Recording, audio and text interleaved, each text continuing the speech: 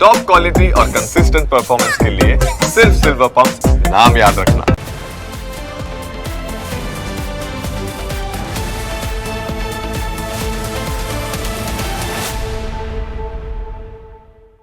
પણ હવે નાયબ મુખ્યમંત્રી તરીકે જેમનું નામ આવ્યું એ હતા હર્ષભાઈ સંઘવી।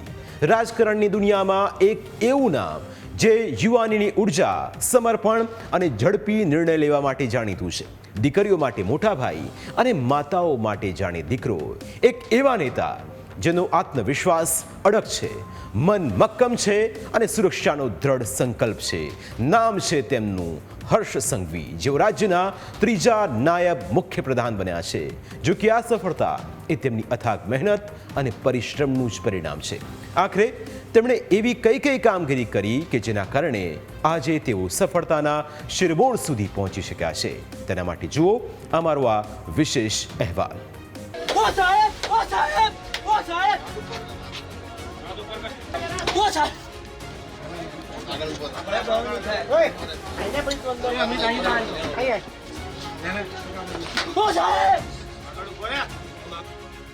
શાંતિ ડહોળે તેને તે છોડતા નથી।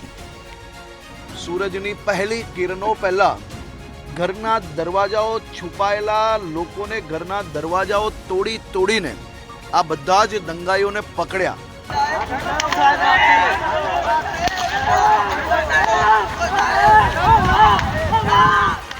ગુંડા તત્વોની તે એક માનતા નથી।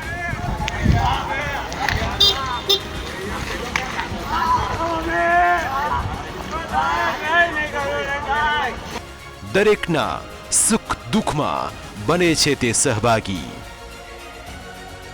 આ છે ગુજરાતના નાયબ મુખ્યમંત્રી હર્ષ સંઘવી।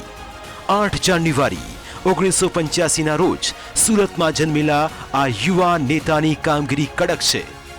રમવાની ઉંમરે જ તેમણે સામાજિક કાર્યમાં પગ મૂક્યો અને 25 વર્ષ સુધી સતત લોકોની વચ્ચે રહીને સફળતાની સીડીઓ ચડતા ગયા। તેમની કારકિર્દી એક પ્રેરણાદાયી યાત્રા છે, જેમાં રેકોર્ડ તોડ ચૂંટણીની જીત, સામાજિક કાર્યો, મહામારી વચ્ચેની સેવા અને વિભાગીય સફળતાઓનું અનોખું મિશ્રણ છે। ગાંધીનગરના મહાત્મા મંદિરમાં શપથ સાથે જ તેઓ ગુજરાતના નાયબ મુખ્યમંત્રી બન્યા। હું હર્ષ રમેશ કુમાર સંઘવી ઈશ્વરના નામે સોગંદ લઉં છું કે આ પદ તેમની કાર્યકુશળતા અને પાર્ટીના વિશ્વાસ અને પોતાના કાર્યો થકી મળેલી લોકપ્રિયતાનું પરિણામ છે। તેમણે પોતાની રાજકીય કારકિર્દીની શરૂઆત બીજેપીના કાર્યકર તરીકે કરી હતી। ત્યાર પછી બીજેપી યુવા મોરચામાં રહીને તેમણે લોકસેવાના કાર્યો કર્યા અને બીજેપી યુવા મોરચાના રાષ્ટ્રીય પ્રમુખ બન્યા। તેમની કુશળ કામગીરીને ધ્યાનમાં રાખીને વર્ષ 2012માં પાર્ટીએ તેમને મજુરા વિધાનસભા બેઠક પરથી ટિકિટ આપી અને ફક્ત 27 વર્ષની વયે તેઓ ગુજરાત વિધાનસભાના સૌથી યુવાન ધારાસભ્ય બન્યા।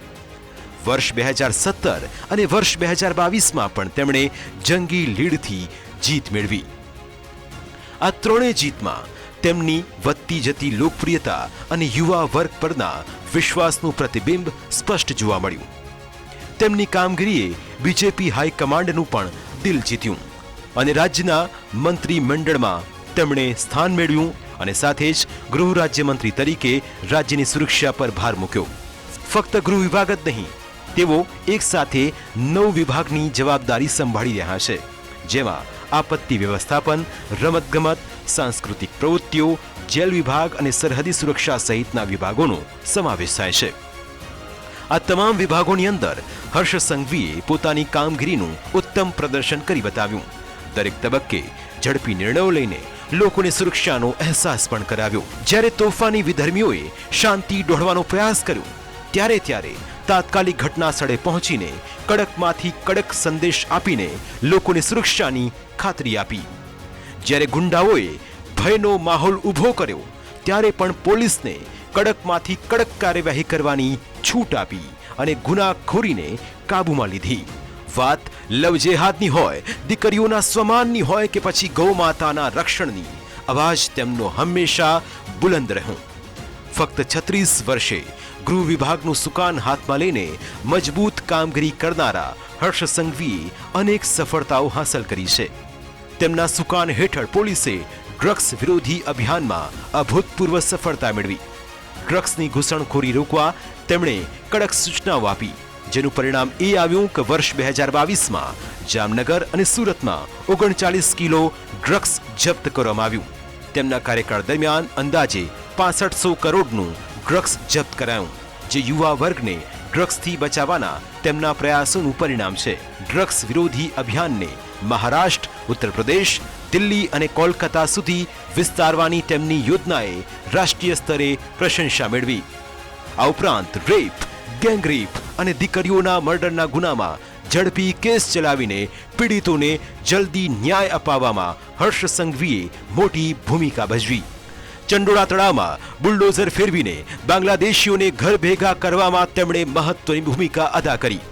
અમદાવાદના વસ્ત્રાલમાં તોફાન મચાવનારા 14માંથી 6 આરોપીઓના ગેરકાયદે મકાનો પર બુલડોઝર ફેરવવામાં આવ્યું.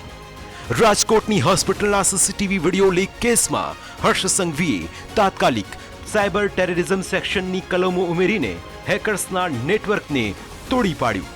આ ઉપરાંત આરટીઆઈ એક્ટનો દુરુપયોગ કરનારા 105 લોકોની ધરપકડ કરી 85 કેસો નોંધાયા અને તેમની સામે પાસા કાયદા હેઠળ કાર્યવાહી કરવામાં આવી.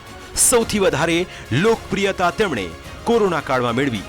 કોરોના સમયે જ્યારે લોકોને સારવાર માટે સારી સુવિધાઓની જરૂરિયાત હતી, ત્યારે સુરતમાં તેમણે ગણતરીના દિવસોમાં કાર્યકારી હોસ્પિટલ ઊભી કરીને અનેક લોકોની જિંદગી બચાવવાનું કામ કર્યું.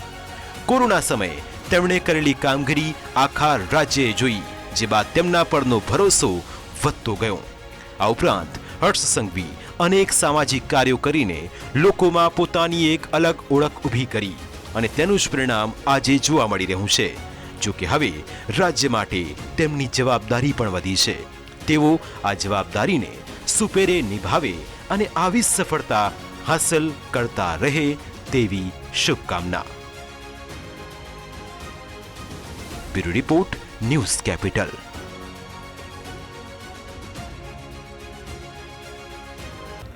હાલ સમય થયો છે બ્રેકનું. બ્રેક બાદ વાત કરીશું કે આખરે મંત્રીમંડળની અંદર જાતિગત સમીકરણોને કેવી રીતે ધ્યાનમાં લેવાયા તેના વિશે વાત એક બ્રેક બાદ.